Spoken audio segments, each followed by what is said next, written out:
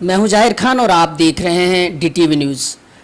पंचायती राज चुनाव की सुगबुगाहट तेज हो चुकी है। हरियाणा में अभी जो नए नेता हैं वो लगातार जनता के बीच में जा रहे हैं और अपना जनसंपर्क अभियान बनाए हुए हैं और ख़ासतौर से हरियाणा में अब युवाओं के प्रति काफ़ी रुचि बढ़ी है, क्योंकि युवाओं ने सियासत में भाग लेना शुरू कर दिया है।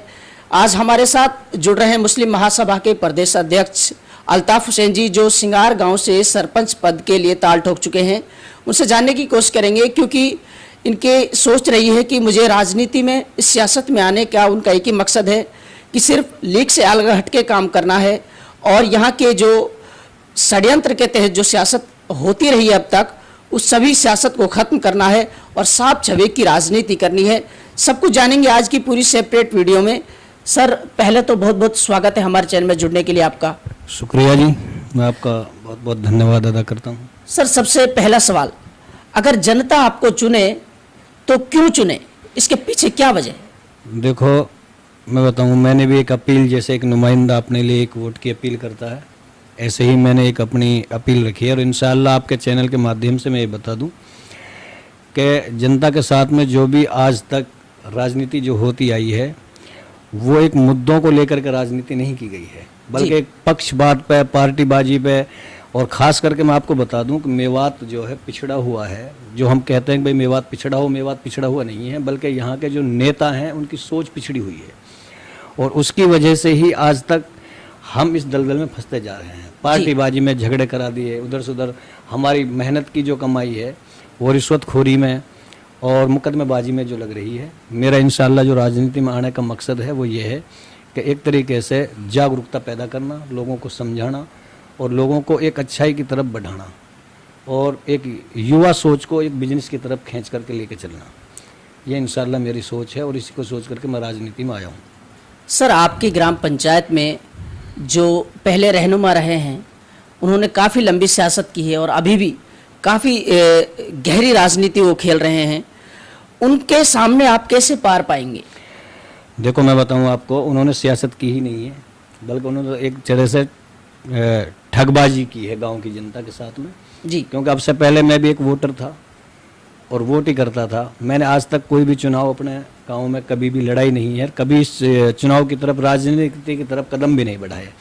लेकिन हालात के देखते हुए कहीं ना कहीं मजबूर होना पड़ा और इस मैदान में आने के लिए हम आए और इंशाअल्लाह दमखम के साथ में इस मैदान में रहेंगे। और अब की बार पूरे तरीके से हमने ये मन बना लिया कि इंशाअल्लाह पूरे तरीके से ये गंदी राजनीति को पूरे ख़त्म करना है।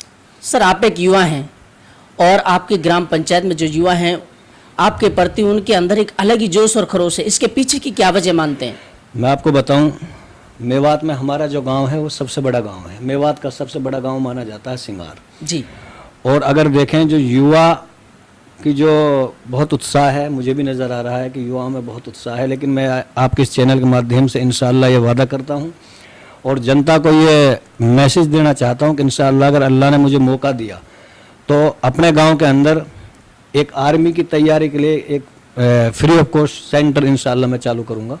एक पुलिस भर्ती के लिए जो हमारे युवाओं में एक जोश पैदा हो, उसके लिए भी ट्रेनिंग सेंटर इंशाअल्लाह मैं चालू करूँगा। और जितने भी बच्चे हमारे जो पढ़ने वाले लिखने वाले बच्चे हैं, इंशाअल्लाह उनकी हर तरीके की नौकरी के लिए जितने भी प्रयास होंगे वो सारे सेंटर इंशाअल्लाह मैं पूरे तरीके से चालू करूँगा। सर, अभी आपने एक नारा दिया है कि अल्ताफ का हाथ गरीबों के साथ। जी, बल्कि मैं ये कहूँगा कि गरीबों का हाथ मेरे साथ है। वो इंशाअल्लाह मैं बताऊँ आपको, जैसे हमारे गांव में, इतने बड़े गांव में तो जाहिर बात है तकरीबन बहुत सारे लोग, क्योंकि सबके पास में कोई खेती नहीं है, सबके पास में कोई नौकरी नहीं है, सबके पास में कोई व्यापार नहीं है, तो मजदूर वर्ग भी है। उसके लिए हमारे गांव में इंशाअल्लाह मैं आपके चैनल के माध्यम से ये वादा करता हूं कि इंशाअल्लाह गरीबों के हक के लिए, जैसे मनरेगा जैसी रोज़गार, जैसे गवर्नमेंट 100 दिन का रोज़गार देती है, वो इंशाअल्लाह पूरे तरीके से लाऊंगा और हर मुमकिन ये प्रयास करूंगा कि इंशाअल्लाह देखना आप, चुनाव के बाद में अगर अल्लाह ने मुझे मौका दिया तो गरीब हर हमारे गांव का, हमारे पंचायत का हर गरीब एक गर्व से सीना चौड़ाएगा और वो ये कहेगा हाँ हमारा हक हमें मिलने लगा है। सर, गरीब अल्फाज से कब तक पुकारा जाएगा? देखो, मैं बताऊँ आपको कारण क्या है कि देखो, ये प्रकृति है एक, और प्रकृति के साथ जिस तरीके से भी चलना हो रहा है ये कुदरत के खेल हैं जी। बल्कि मैं खुद एक हालात से जूझते हुए और एक संघर्ष करके आज अल्लाह ने इस मकाम तक पहुँचाया हूँ, तो मुझे पता है इस चीज़ के बारे में कि जब हालात से भरा हुआ वक्त होता है वो कैसा होता है। सर, आपकी ग्राम पंचायत में आपने काफ़ी जनसभाएं की हैं जी और विपक्ष पूरे तरीके से अभी मौन है, जी और अभी आप आगे भी कुछ प्लानिंग्स आपने कर रखी हैं। जी। तो मैं इंशाल्लाह बता दूं, वो मौन है और मौन ही रहेगा। जहाँ तक है गरीब जनता, जो हमारे गांव की जो आवाम है, वो पूरे तरीके से एक मन भी बना चुकी है। और मैं आपके चैनल के माध्यम से ये बता दूं कि इंशाल्लाह अगर अल्लाह ने मुझे मौका दिया तो गांव में जितने भी हमारे, जैसे मैं आपको कुछ मुद्दे गिनवा देता हूं, जैसे शिक्षा के क्षेत्र में पढ़ाई की तरफ गरीब जो वर्ग है उनके बच्चे कहीं नहीं पढ़ पाते। सिर्फ एक लकीर खींची हुई है ड्राइवरी, और ड्राइवरी में भी आज पढ़ाई लिखाई की ज़रूरत है।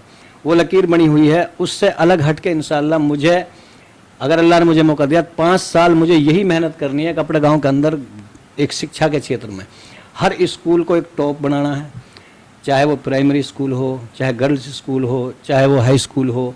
और मुद्दे मैं आपके लिए गिनवाऊँ, बहुत सारे मुद्दे ऐसे हैं कि बहुत मुद्दे हैं जिनके ऊपर मेरा मिशन है। मेरा मिशन एक सारी राजनीति से अलग हटके है और इंशाल्लाह मैं वो पूरा करूँगा। आपके चैनल के माध्यम से बता दूँ कि इंशाल्लाह अगर अल्लाह ने मुझे मौका दिया, सबसे पहला काम युवाओं के लिए एक खेल एकेडमी जी इंशाल्लाह आप सिंगार गांव के अंदर देखोगे। मेरी बात भी हुई है और केंद्र में खेल मंत्री से भी एक बार मेरी मुलाकात हुई थी इस विषय के बारे में। तो इंशाल्लाह खेल एकेडमी सबसे पहला आप देखोगे।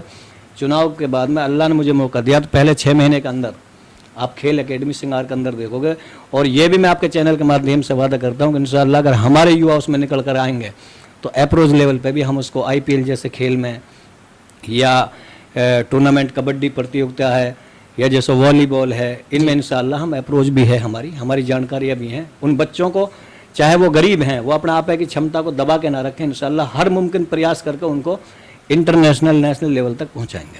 सर, एक वोटर के दिल में जगह बनाना सबसे बड़ा चैलेंज होता है, किस तरीके के प्रयास हैं आप? जी, तो मैं आपके लिए बता दूं कि जो हमारे युवा हैं वो सिर्फ क्या है कि सोच राजनीतिक लोगों ने एक पार्टीबाजी में उलझा करके रखा है।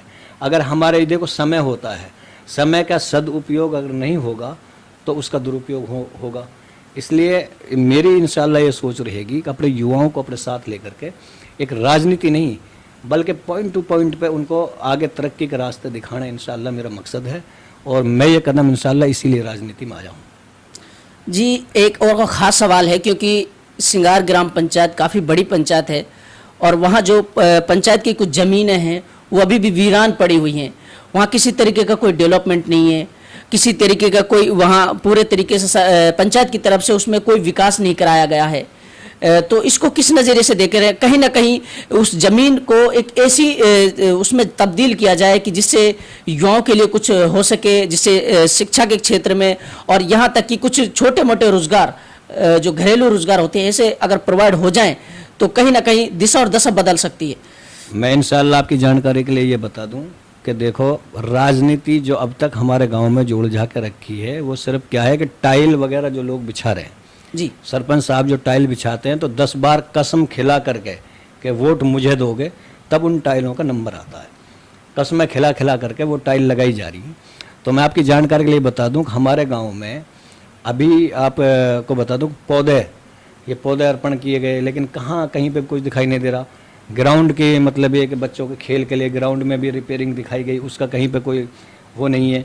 एक हमारे पशु हॉस्पिटल है, वहाँ पर जो गरीब के हित का काम है वो उसके ऊपर कोई ध्यान नहीं है।